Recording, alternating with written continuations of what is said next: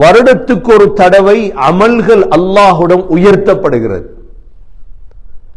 அமல்கள் உயர்த்தப்படக்கூடிய மிக முக்கியமான மாதம் தான் இந்த ஷஅபானுடைய மாதம். இந்த ஆண்டுக்குரிய இபாதத்துகள் எல்லாம் அல்லாஹ்விடம் காட்டப்படுகிறது. அல்லாஹ் எங்களுக்கு இன்னும் பல வகையான நிஅமத்துகளை அல்லாஹ் நசீபாக்குவான் இந்த ஷஅபானிலே இபாதத்துகள் செய்வதன் மூலமாக.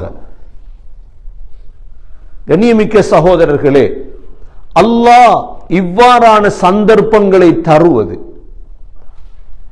அல்லாஹுவை நாம் நெருங்குவதற்குத்தான்.